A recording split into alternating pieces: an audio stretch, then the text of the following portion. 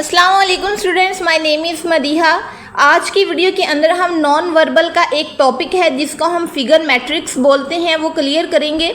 Non verbal को हम logical reasoning भी कहते हैं। कम्पिटिटिव एग्जाम के अंदर लॉजिकल रीजनिंग के एमसीक्यूज आते हैं और इसका आजकल काफ़ी पोर्शन हाई हो रहा है, यानी कि हर एक कम्पिटिटिव एग्जाम आपने किसी भी जॉब के लिए टेस्ट देना है तो उसके अंदर लॉजिकल रीजनिंग के एमसीक्यूज ज़रूर आते हैं और उसके अंदर नॉन वर्बल का पोर्शन भी शामिल होता है।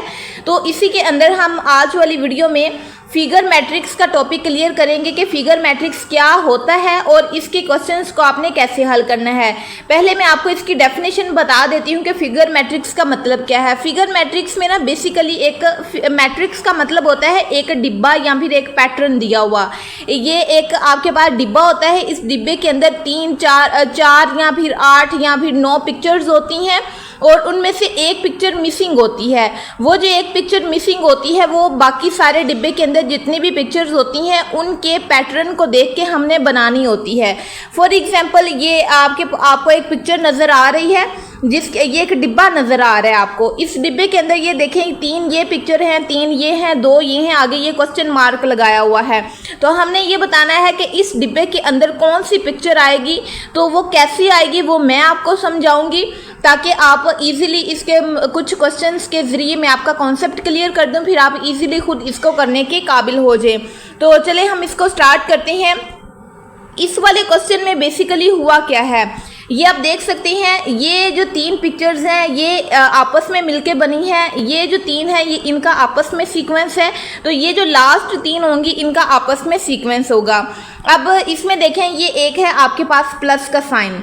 अब ये जो प्लस का साइन है ये इसी तरीके से रहा है, लेकिन इसके साथ उन्होंने क्या किया है, एक मल्टीप्लिकेशन का साइन भी ऐड कर दिया है, तो ये आंसर आ गया है। अब आगे वाली फिगर में क्या किया है, वही प्लस का साइन है लेकिन उसके चारों कोनों पे 4 छोटे छोटे सर्कल लगा दिए हैं। इसी तरह जो सेकंड वाली शेप है उसको आप देखें, उसके अंदर ये 4 कोनों वाली शेप है, ऐसे ये स्क्वायर है।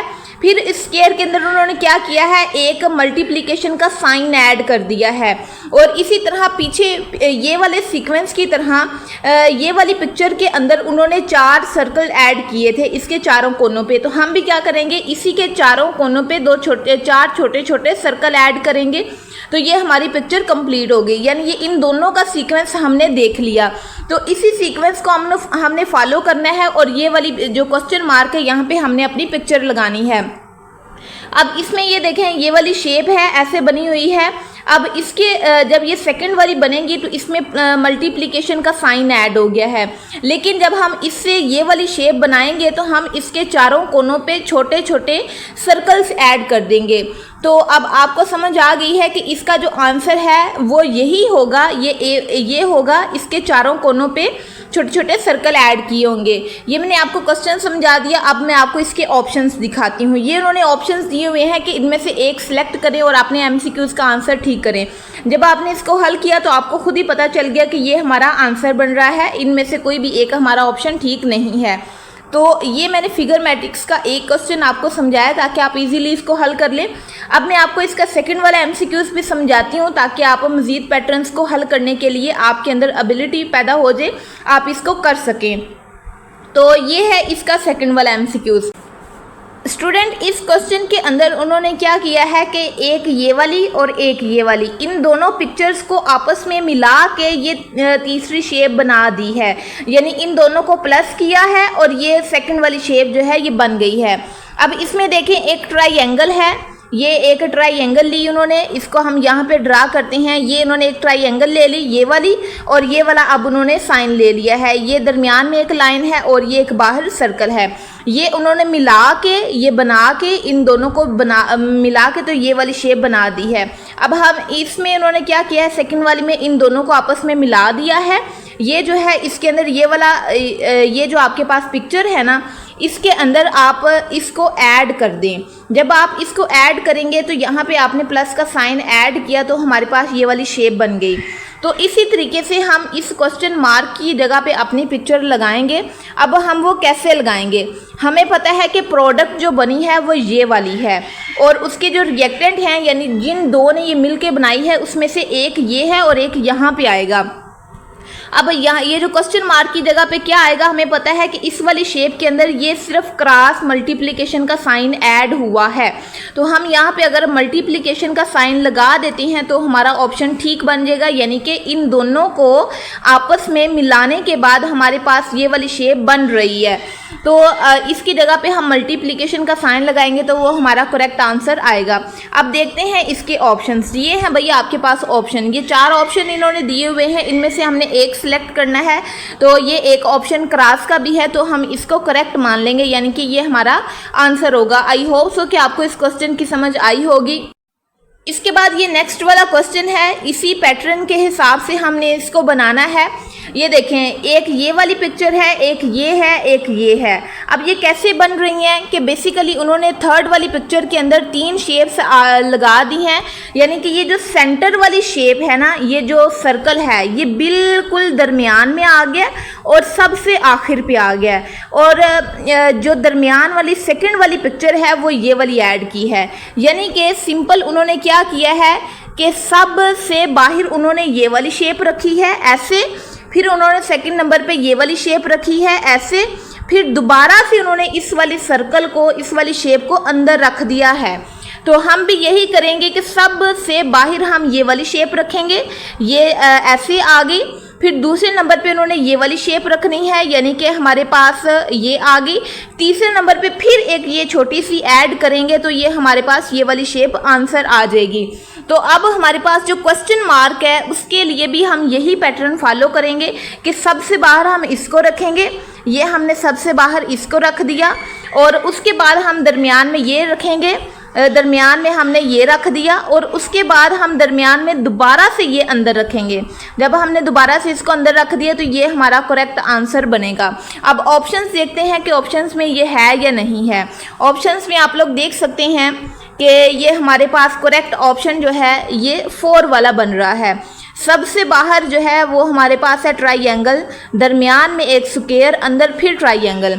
अगर आपको ये चीज़ समझ ना आए तो आपने ये कह देना है, आपने इस तरीके से इसको समझ लेना है कि ये जो सबसे बाहर वाली शेप है और जो सबसे अंदर वाली शेप है ये दोनों सेम होनी चाहिए और दरमियान वाली डिफरेंट हो सकती है। जैसे कि क्वेश्चन के अंदर भी ये है कि जो सर्कल है ये सर्कल है, दरमियान में भी सर्कल है, सबसे बाहर स्क्वायर है, अंदर भी स्क्वायर है। तो इसकी यहाँ पे जो शेप आएगी सबसे अंदर वाली और सबसे बाहर वाली ये दोनों सेम होंगी।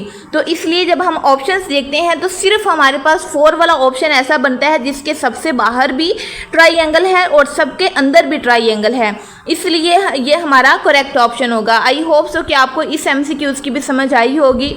इसके बाद ये नेक्स्ट वाला क्वेश्चन है हमारे पास, बहुत ही आसान और मज़े का क्वेश्चन है। ये देखें, एक ये सर्कल है, ये भी सर्कल है, ये भी सर्कल है, यानी ये जो तीनों शेप्स हैं ना, जो बड़ी शेप्स हैं वो सेम रह रही हैं। जो चीज़ रोटेट कर रही है वो ये है बाहर वाली चीज़, ये चीज़ रोटेट कर रही है, तो ये हमारे पास आंसर आ रहा है। अब ये रोटेट कैसे कर रही है, आप चाहे तो ऐसे ऐसे ये सीक्वेंस भी देख सकते हैं और ऐसे ऐसे ये सीक्वेंस भी देख सकते हैं, आपकी मर्जी है जैसे भी आप इसको देखना चाहिए। अब पहले हमने ऐसे सीक्वेंस के साथ क्वेश्चंस को पढ़ा है, अब हम इसके ऐसे करके सीक्वेंस के क्वेश्चंस को पढ़ेंगे, यानी इस तरीके से हम क्वेश्चन को हल करेंगे।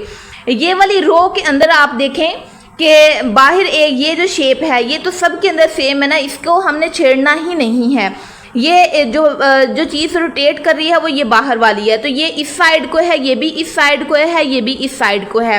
अब ये सेकंड वाले कॉलम के अंदर क्या हुआ कि ये सारी जो शेप्स हैं ये दरमियान में आ गई हैं, यानी बड़ी शेप के अंदर आ गई हैं।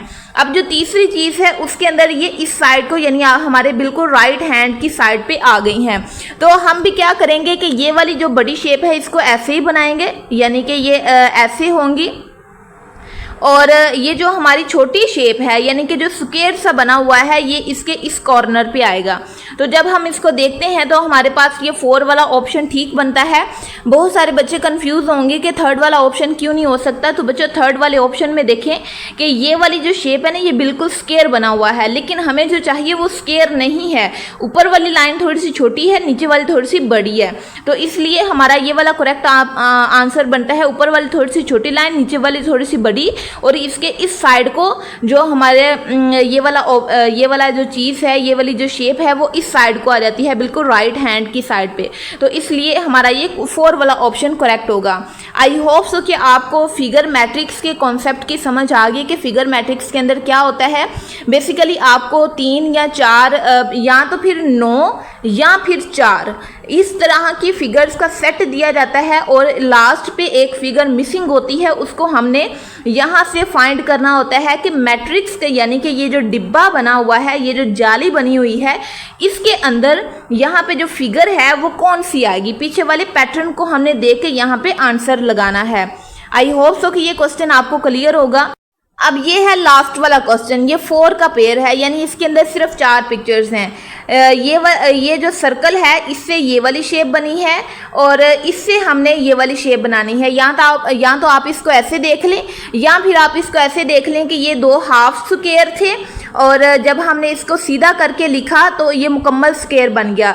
इसी तरह ये वाली जो शेप है इसको जब हम पूरा करके लिखेंगे तो ये यहाँ पे कौन सी शेप बनेगी। ये बेसिकली आप लोगों की असाइनमेंट है, आपने इन 4 ऑप्शंस में से देख के बताना है कि इसका कौन सा ऑप्शन ठीक है। आप लोगों ने इसकी एक्सप्लेनेशन भी मुझे कमेंट बॉक्स के अंदर बतानी है और ये भी बताना है कि इन ऑप्शंस में से कौन सा इसका करेक्ट आंसर होगा। This is your assignment work. I hope so कि आपको ये टॉपिक क्लियर होगा। मिलते हैं नेक्स्ट वाले टॉपिक की वीडियो में, तब तक के लिए अपना ख्याल रखिएगा। अल्लाह हाफिज़।